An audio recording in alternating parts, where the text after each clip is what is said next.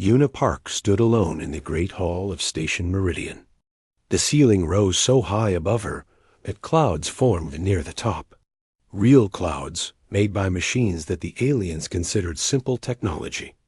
To humans, it was still magic. She was the only human in a room filled with creatures from across the galaxy.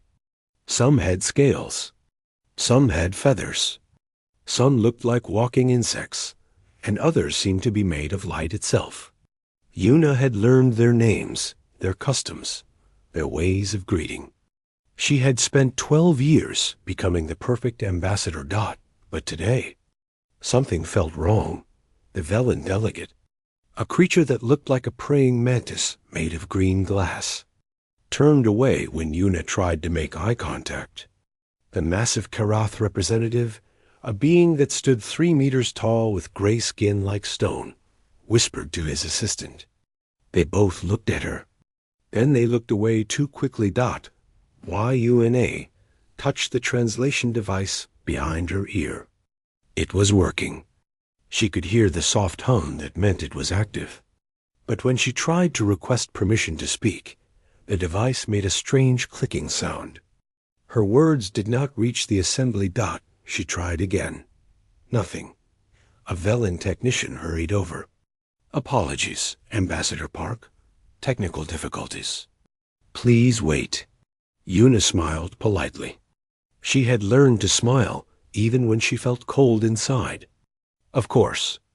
I understand. But she did not understand. In 12 years, her translator had never failed. Not once. She stood in silence and watched the assembly continue without her Dot far away. On Earth, Admiral Quan Te Ho sat in his office and stared at his screen. The message had arrived 3 minutes ago. It came through channels that did not officially exist, from a source that should have been dead. Oris. The old Velen scientist Te-Dashu had met Oris 15 years ago, before humanity joined the coalition. The alien had been part of the first contact team. While other aliens looked at humans like they were interesting animals, Oris had looked at them like they were equals. He had shared knowledge. He had answered questions.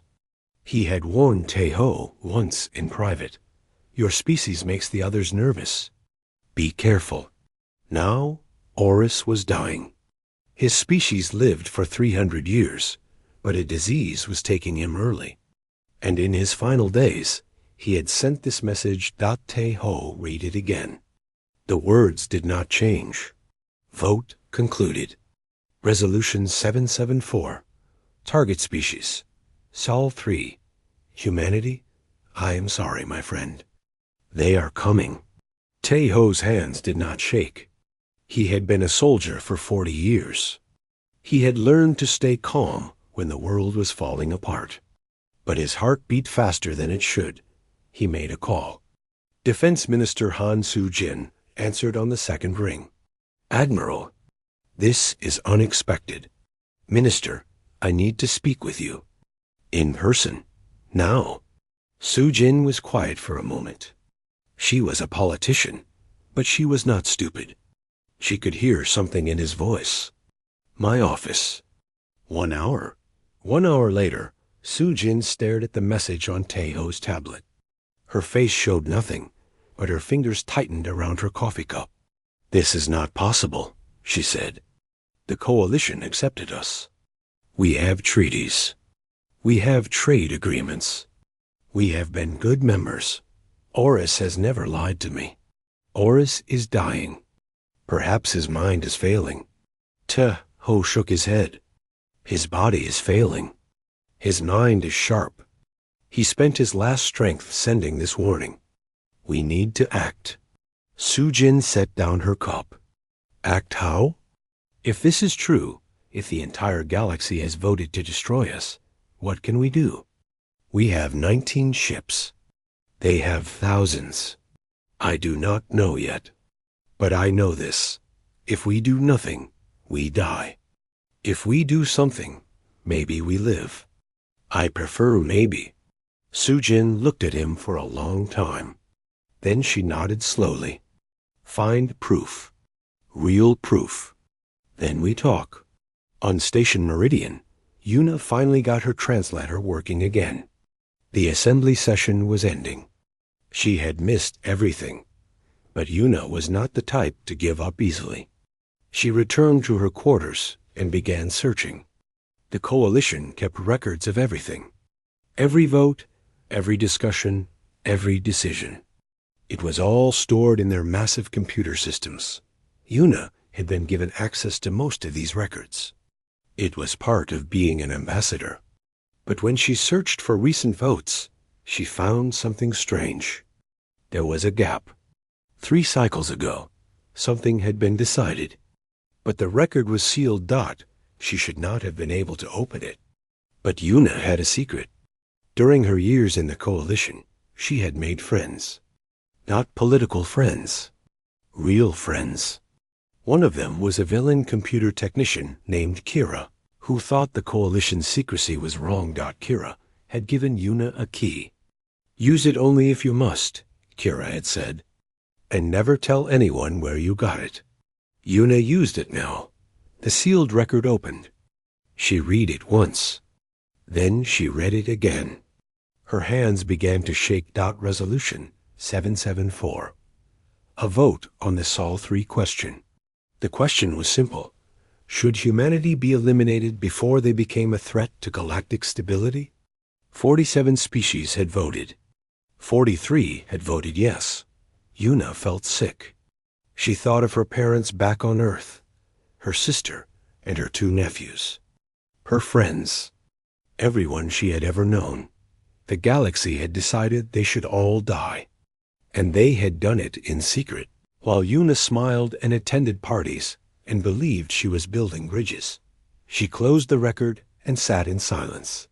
Her training told her to stay calm, to think clearly, to find a solution. But for a long moment, she just sat there, feeling very small and very alone. Then she stood up. She walked to her communication terminal and began composing a message. It was encrypted with every security measure she knew. It was addressed to Admiral Quan Teo. The vote is real, she wrote. I have seen it. They plan to kill us all, but they do not know that we know. We have time. Not much time, but enough. She paused. Then she added one more line. Tell Earth to prepare. Tell them that humanity is about to fight for its life. She sent the message. Then she looked out her window at the stars. Somewhere out there, Earth floated in the darkness. Her home. The only home humanity had ever known. The galaxy wanted to destroy it. Una smiled. It was not a happy smile. It was the smile of someone who had just learned an important truth. The universe was not fair, and no one was coming to save them. Humanity would have to save itself. And Una Park, daughter of Sol, ambassador to the stars, was going to make sure they had the chance. Admiral Tejo received Una's message at midnight. He did not sleep that night. Instead, he sat in his office and thought about what it meant to be the man who knew the end was coming. By morning, he had made a decision. He needed more information. He needed to know why. Oris was still alive. Barely. The old Velen had 3 days left, maybe 4. Tejo sent a request through secret channels. He asked one simple question. Why does the galaxy want us dead? The answer came 12 hours later. It was long. It was detailed. And it changed everything Tejo thought he knew about humanity's place in the universe. The Coalition had been watching Earth for a very long time. Long before humans knew aliens existed, the aliens knew about humans. They watched from far away, using technology that humans could not detect. They saw everything. They saw humans kill each other in wars that burned entire continents. They saw humans split the atom and build weapons that could destroy cities in a single flash. They saw humans poison their own air and water, then somehow survive anyway. The Kareth, a species of warriors, called humans the persistent plague. They meant it as an insult. Humans were like a disease that refused to die, no matter what medicine you used. The Velen, scientists and thinkers, called humans the adapters. They were fascinated and frightened at the same time. Most species took thousands of years to change. Humans changed in decades, sometimes in years, sometimes in days, but it was the Solan who gave humans their most dangerous name. The Solan were the oldest species in the coalition. They had seen empires rise and fall. They had watched young species grow up, enjoying the galactic community. They had seen it all. The Solan called humans the survivors who should not have survived. Oris explained what this meant. In all the galaxy's long history, no species had survived what humans survived. Ice ages, plagues, wars, natural disasters, self-made disasters. Humans had faced extinction dozens of times. They should have died. Every model, every prediction, every calculation said they should have died. But they did not die. They refused to die. They crawled out of every hole, rebuilt from every ruin, and kept going. Always going. This was the problem. This was why the galaxy was afraid. When humanity joined the coalition 12 years ago, the other species expected them to be humble, grateful, slow to learn. They expected humans to take their place at the bottom and stay there for a few centuries. Instead, humans did something that shocked everyone in 12 years. Human scientists had taken apart 3 pieces of alien technology that were supposed to be impossible to understand. One was a communication device. One was a medical scanner. One was an engine part. Alien engineers said it would take humans 100 years to figure out how they worked. It took humans 18 months. Human merchants had spread across every trade route in the coalition. They found gaps in the market. They made deals. They built networks. Species that had controlled certain trades for thousands of years suddenly found humans competing with them. Human artists had begun to influence alien cultures. Songs from Earth played on stations thousands of light years away. Human stories were being translated into 100 alien languages. Young aliens were copying human fashion, human speech, human ideas. 12 years. That was all it took for humanity to begin changing the galaxy. The coalition looked at this and became afraid. If humans could do this much in 12 years, what could they do in 100? In 1,000? The answer was obvious. In 1,000 years, humans would not be members of the coalition. They would be running it. Some species were willing to accept this. They saw potential in humanity. They thought humans could bring new ideas, new energy, new life to an old and tired galaxy. But most species were not willing. They had spent 10,000 years building their civilization. They had rules. They had order. They had peace.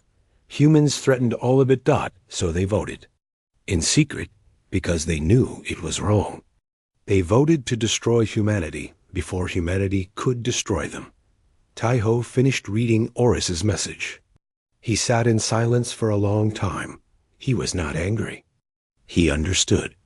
If he had been in their position, he might have voted the same way. Humans were dangerous. Even humans knew that humans were dangerous, but understanding did not mean accepting. Tahoe was a human. He would fight for his species.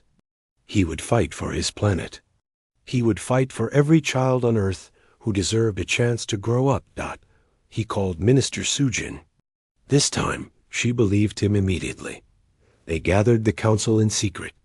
12 people who controlled Earth's military and government. They sat in a room with no windows and listened as Taiho explained what was coming. 300 warships. That was what the coalition was sending. 300 of the most advanced vessels in the galaxy, crewed by species that had been fighting wars in space for thousands of years. Earth had 19 ships. The room was silent. Some faces showed fear. Some showed despair. One young officer, Lieutenant Choi Hana, showed something different. She was thinking. "Admiral," she said, "may I speak?" Taeho nodded. Hana stood up. She was young, barely 30, but her eyes were sharp. "We cannot fight their war. Their ships are better. Their weapons are better. Their experience is greater. If we fight the way they expect us to fight, we lose." "Then what do you suggest?" asked Su-Jin. Hana smiled. It was a cold smile, the smile of a predator. "We fight our war. The human war. The kind of war no one in this galaxy has ever seen." An older general laughed bitterly. "And what does that mean?" "It means we cheat," said Anna. "It means we lie. It means we use every dirty trick our species has ever invented. It means we remind the galaxy why they were afraid of us in the first place." The room fell silent again. But this time, it was a different kind of silence. It was the silence of people beginning to hope. Taeho looked at the young lieutenant. He saw something in her that reminded him of himself 40 years ago. A refusal to accept defeat. A willingness to do whatever it took. "Lieutenant Choi," he said, "I want you on my staff. Starting now." Hana saluted. "Yes, Admiral." Sujin looked around the room. "So, we are going to war with the entire galaxy. We are outnumbered, outgunned, and outmatched. Does anyone want to say we should surrender?" No one spoke. Sujin nodded. "Good, then let us begin." On Station Meridian, Yuna continued to smile at the aliens who had voted to kill her people. She attended dinners. She made small talk. She pretended everything was normal, but at night, alone in her quarters, she prepared. She gathered information. She learned secrets. She became a spy.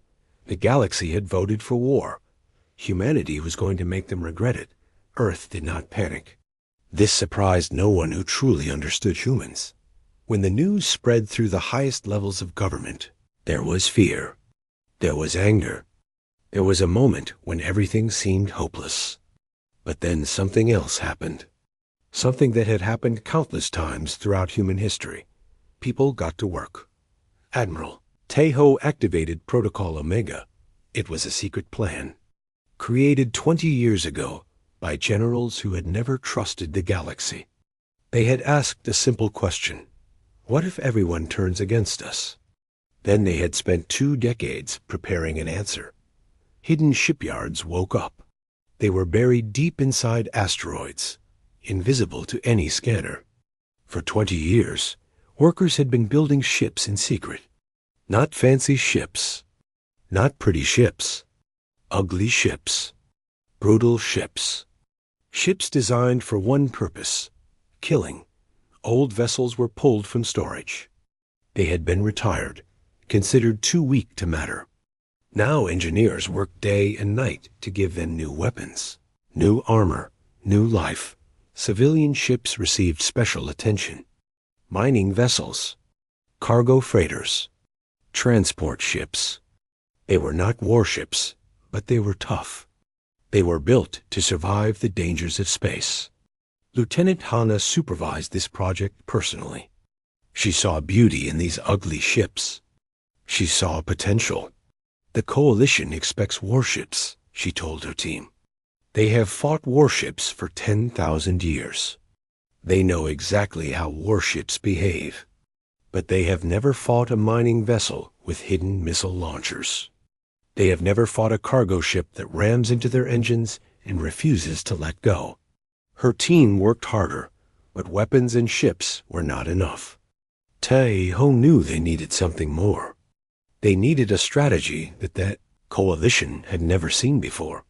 He found it in an unexpected place. Professor Yong Dae-soon was not a soldier. He was a historian. He had spent his life studying human wars, from ancient times to the modern age. He had written books about how humans fought, how they won, how they lost. When Taeho asked for advice, Dae-soon said something that changed everything. The Coalition has shared everything for 10,000 years, he explained. They share technology. They share tactics. They share ideas about how wars should be fought. Every species in the Coalition fights the same way. They line up their ships. They follow rules. They have honor codes. He paused. His eyes were bright with a strange excitement. But humans never shared anything with anyone. Every human war was fought against other humans. We developed tactics to defeat ourselves. We learned tricks to fool our own species. We became experts at fighting the most dangerous enemy in the galaxy, us. Tejo understood immediately. They have never faced an enemy who thinks like a human. Exactly. They will expect us to fight like everyone else. When we do not, they will not know what to do. The strategy took shape. It was not a noble strategy. It was not an honorable strategy. It was a human strategy. They would hide. They would lie. They would ambush. They would cheat. They would use every dirty trick that humanity had invented in its long and bloody history. And they would start before the war even began. Captain Beak. Jiho led a covert team deep into Coalition space. His mission was simple: destroy their ability to communicate. Without communication, the Coalition fleet would be blind and deaf. The Coalition's communication system used relay stations scattered across the galaxy. These stations passed messages from one to another, faster than light. Destroy enough stations, and the messages would stop flowing. Jiho's team found the first station floating in empty space. It was enormous. It was heavily shielded. It was protected by codes that should have been unbreakable. Engineer Moon Yunbai looked at the codes and smiled. She was small, quiet, and easily overlooked. She was also the best coder on Earth. They think these codes are impossible, she said. They are wrong. She broke through in 6 hours. Velen experts had said it would take decades. They had not counted on human stubbornness. The relay station went dark. Jiho's team moved to the next one. Back on Station Meridian, Yuna played her most important role. She was the face of humanity to the Coalition. Everyone was watching her, so she made sure they saw what she wanted them to see. She acted worried. She let her voice shake a little when she spoke. She asked nervous questions about trade agreements and scientific cooperation. She made it seem like Earth weak, divided, and scared. The Coalition delegates smiled at her with pity in their eyes. Poor humans, they thought. They do not know what is coming. They will surrender as soon as they see our fleet. Yuna smiled back. She let them believe it. At night, she sent encrypted messages to Earth. Intelligence about fleet movements. Details about weapon systems. Names of commanders and their weaknesses. Everything she could find. She had become a spy. She was good at it. Perhaps too good. Sometimes she wondered what she was becoming. But then she thought of her family, her friends, her home. She thought of children playing in parks, not knowing that aliens had voted to kill them, and she kept spying. The days passed. The Coalition fleet assembled. 300 ships gathered at a staging point, ready for the final jump to Earth. Their commanders were confident. Their crews were eager. This would be an easy victory, they believed. A quick war against a primitive species. Admiral Torek of the Velen commanded the fleet. He was old and experienced. He had won a dozen wars. But as he looked at his fleet, he felt a strange unease. Something was wrong. Communication with several relay stations had been lost. Supply ships were disappearing.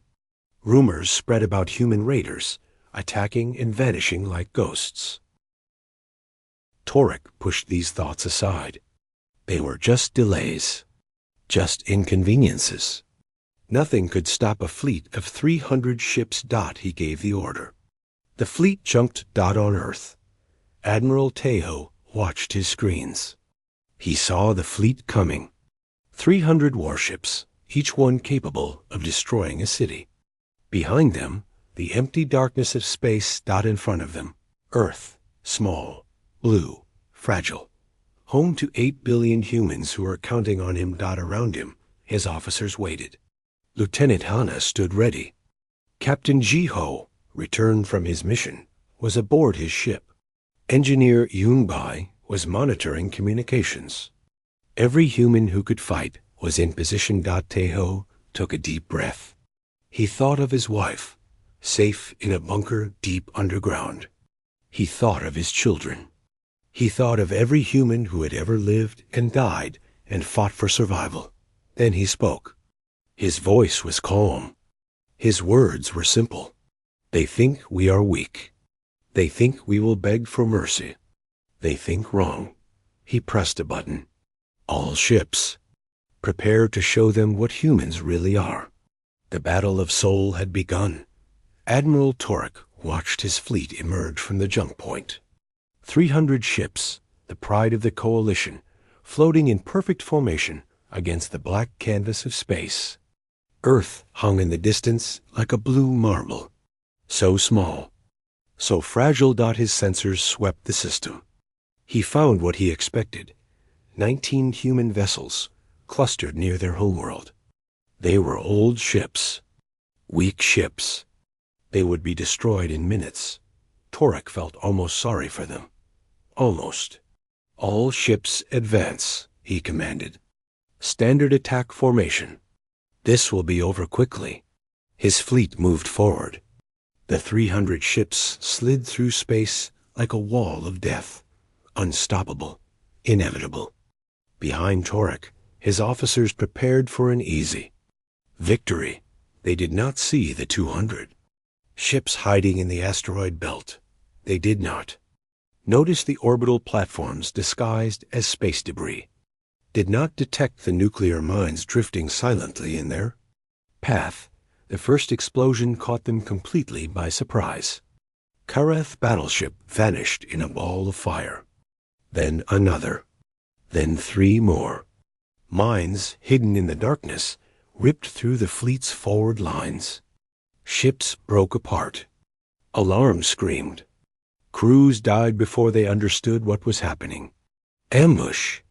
Someone shouted on Torek's bridge. Mines everywhere. Torek's calm cracked for a moment. Mines? Who used mines in space warfare? It was primitive. It was crude. It was beneath any civilized species. But it was working. Then the asteroid belt came alive. 200 ships powered up at once. They had been floating dead, invisible to scanners, waiting.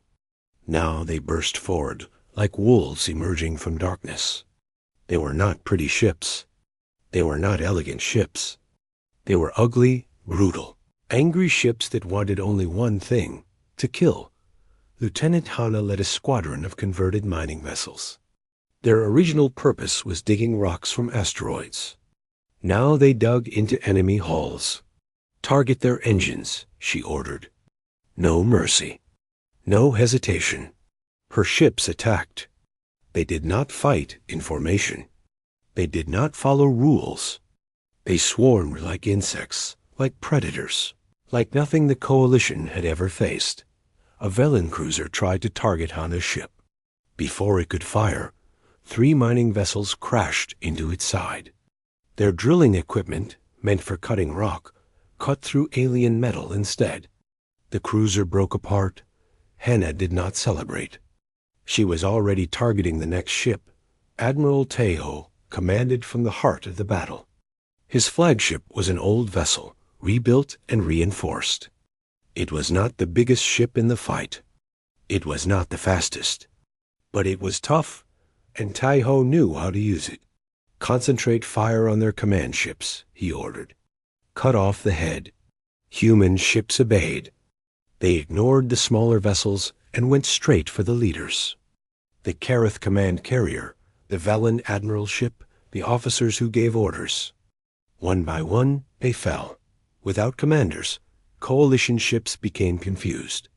They were trained to follow orders, to trust the plan, to fight as one unit. When the orders stopped coming, they did not know what to do. Humans knew exactly what to do. Captain Beak Ji-ho commanded a heavy cruiser. He had been fighting for 3 hours. His ship was damaged. His crew was tired. But he refused to stop. A coalition carrier blocked his path. It was enormous, 10 times the size of his vessel. Its guns turned toward him. It prepared to fire. Ji-ho did not run. Instead, he accelerated. "Captain, what are you doing?" his navigator asked. "Something stupid," Ji-ho replied. "Hold on." He crashed his cruiser into the carrier's hangar bay. The impact was terrible. Metal screamed. Systems failed. Half his crew died in the collision, but Ji-ho was still alive, and his ship was now inside the enemy carrier. He grabbed a weapon and stood up. Around him, surviving crew members did the same. They were wounded, bleeding, barely standing. But they were human, and humans did not surrender. "Let us say hello," Ji-ho said. They fought through the carrier corridor by corridor. The Kareth soldiers they encountered were stronger, faster, and better armed. In a fair fight, humans would have lost, but humans did not fight fair. They used grenades. They used traps. They used their bare hands when everything else failed. They bit. They clawed. They screamed. They fought like animals, like demons, like creatures from a nightmare. The Kareth had never experienced anything like it. They were warriors, proud and disciplined. They fought with honor. They followed rules. Humans had no honor. Humans had no rules. Humans had only survival. Ji-ho reached the carrier's engine room. He was the last one standing. Everyone else was dead or dying. Blood covered his face. His left arm was broken. His vision was blurring. He looked at the engine core. Then he looked at the grenades on his belt. He smiled.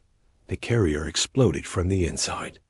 It took 3 nearby ships with it. On the coalition flagship, Admiral Torek watched in horror. His fleet was falling apart. Ships were burning everywhere. The human vessels moved through his formation like ghosts, striking and vanishing, impossible to predict. How? He whispered. How are they doing this? They were supposed to be primitive. They were supposed to surrender. They were supposed to be easy. Instead, they were adapting. Every tactic Torek used, the humans countered within minutes. Every trap he set, they avoided. Every advantage he found, they turned against him. They were learning. In the middle of battle, they were evolving. Rek finally understood what the Solonid meant. The survivors who should not have survived. Humans did not fight like other species. They fought like something else. Something that refused to die no matter what the universe threw at them. He made the only decision he could make. "All ships, retreat," he ordered. His voice was hollow. Defeated. Full retreat, now. The coalition fleet ran. Of 300 ships, only 87 escaped. The rest burned in the void, monuments to the mistake of underestimating humanity. On Earth, people looked up at the sky. They saw flashes of light, distant explosions, the death of a fleet that had come to destroy them. They did not know all the details yet, but they knew one thing. They were still alive. Admiral Teho sat back in his chair. His body ached. His heart was heavy. So many had died. 62 human ships destroyed. 14,000 people, gone forever, but they had won. Against impossible odds, against the entire galaxy, they had won. Lieutenant Hana's voice came through the communication system. She sounded tired but alive. "Admiral, the enemy is retreating. Should we pursue?" Te-ho considered it. He could chase them. He could destroy more of them. He could show the galaxy no mercy. But that was not the human way. Not the best human way. No, he said. Let them go. Let them tell the galaxy what happened here. Let them spread the word. He looked at Earth, beautiful and blue in the darkness. Humanity does not start wars, but we finish them. The galaxy had never been so quiet. News of the Battle of Sol spread faster than light. On every station, on every world, on every ship, beings stopped what they were doing and listened. A coalition fleet of 300 warships had been destroyed. By humans, by the primitive species from the small blue planet, by the newcomers who were supposed to be easy to kill. Impossible, they said. It must be a mistake. It must be propaganda. But then the survivors returned. 87 ships limped home with their crews broken and their captains silent. Admiral Torek resigned from his position. He had nothing left to say. The coalition called an emergency assembly. Every species sent their representatives. The great hall of Station Meridian filled with creatures from across the galaxy, all of them asking the same question. What do we do now? Ambassador Una Park walked into that hall alone. She wore her dress uniform, clean and pressed. Her back was straight. Her eyes were calm. She looked like a diplomat. But everyone in the room knew the truth. They had seen what her species could do. They knew what she really was. A survivor. A fighter. A human. Yuna did not wait for permission to speak. She did not ask for the floor. She simply walked to the center of the chamber and began talking. You voted in secret, she said. Her voice carried to every corner of the room. 43 species agreed to destroy us. You thought we were a threat. You thought we would be easy to eliminate. You thought you could kill 8 billion people while they slept. She let the silence stretch. Around her, alien faces showed shame, fear, and something else. Respect. You were right to fear us, Una continued. Look at what we did to your fleet. 300 ships against 19.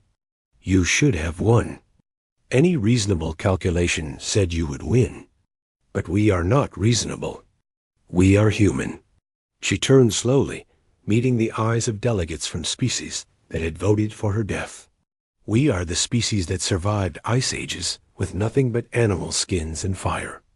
We are the species that cured diseases that killed millions, then created new ones by accident, and cured those too. We are the species that split the atom and walked on the moon and reached for the stars even when we were killing each other. Her voice grew stronger. We are the persistent plague. We are the adapters.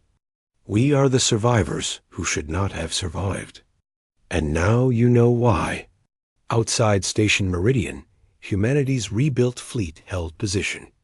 It was larger now. Many ships were captured coalition vessels, repaired and crewed by humans. Admiral Tejo commanded from his flagship, watching the station through his viewscreen. He did not plan to attack, but he wanted the coalition to know he could. Minister Han Soo-jin broadcast a message to every coalition world. Her words were simple. Earth does not seek revenge. Earth seeks respect. We did not start this war. We finished it. Now we want peace. Real peace. Not the kind where you smile at us while planning our destruction. The kind where we are equals. The message was clear. Humanity was offering the galaxy a choice. Accept them as partners, or face them as enemies. Inside the assembly, the oldest species finally spoke. The Solan were beings of light and energy. They rarely talked to younger species. They had seen too much, lived too long. Most disputes seemed small to them, but this was not a small dispute. We were wrong, the Solan representative said. Its voice was like music, sad and beautiful. We watched humanity for centuries. We saw their violence, their cruelty, their endless wars. We thought these things meant they were dangerous enemies. The lights that formed its body flickered. We did not understand. Human violence is not random. It is not madness. It is survival. Every war humans fought, they fought to protect something. Their families, their homes, their future. When humans fight, they fight with everything they have. And when the fight is over, they rebuild. The Solon turned to face Yuna. We should have welcomed you. We should have learned from you. Instead, we tried to destroy you, and we learned a harder lesson. You are not our enemies. You never were. You are simply ... different, and the galaxy needs different. One by one, other species spoke. The Velen apologized. The Kareth, warriors who respected strength above all else, acknowledged humanity as worthy opponents. Even Admiral Torek, watching from far away, sent a message of grudging respect. A new vote was called. This time, it was not secret about the question. Should humanity be recognized as a full sovereign power, with all the rights and protections of any coalition member? 47 species voted. Yuna watched as the results appeared. One by one, lights turned green. Yes, yes, yes. All 47 votes were in favor. Even the species that had wanted humanity dead now voted for their acceptance. Yuna accepted the vote on behalf of Earth, but she was not finished. Thank you, she said. Humanity is honored to be recognized. We will be good partners. We will share our ideas, our culture, our endless curiosity. We will help build a better galaxy. She paused. Her expression hardened. But understand this. We did not ask to be part of your coalition. We did not ask for your war. We came in peace, and you tried to destroy us. We will not forget. We will not hold grudges. But we will not forget. Her voice dropped lower, cold and certain. And if anyone ever threatens humanity again, we will not wait for another vote. We will not send diplomats or ask questions. We will come for you, and we will remind you why you were afraid in the first place. The hall was silent. Every being in the room understood. Humanity was not just another species anymore.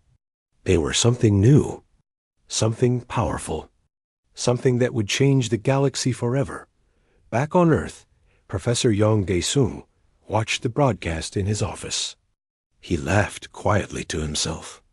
The historian had helped save humanity with ideas instead of weapons. It felt good. Lieutenant Choi Hannah watched from a hospital bed. Her arm was healing. Her body was tired, but her spirit was strong. They had won. Against everything, they had won. God Captain Beat Ji-ho did not watch. He had died in his cruiser, taking an enemy carrier with him. But his sacrifice was not forgotten. They were building a monument for him and the 14,000 others who gave their lives. It would stand in the heart of Earth's capital, a reminder of what humans could do when survival was at stake. And across the galaxy, beings who had once dismissed humanity as primitive began to understand a simple truth. Humans were not newcomers. They were not children learning to walk among the stars. They were survivors. They had always been survivors. From the caves to the stars, through fire and ice and war and plague, they survived. They adapted. They grew stronger. The galaxy had tried to kill them. The galaxy had failed. And now, for the first time in 10,000 years, the old order was changing. A new species had risen. A species of survivors, of fighters, of dreamers who refused to die. Humanity had arrived, and the galaxy would never be the same.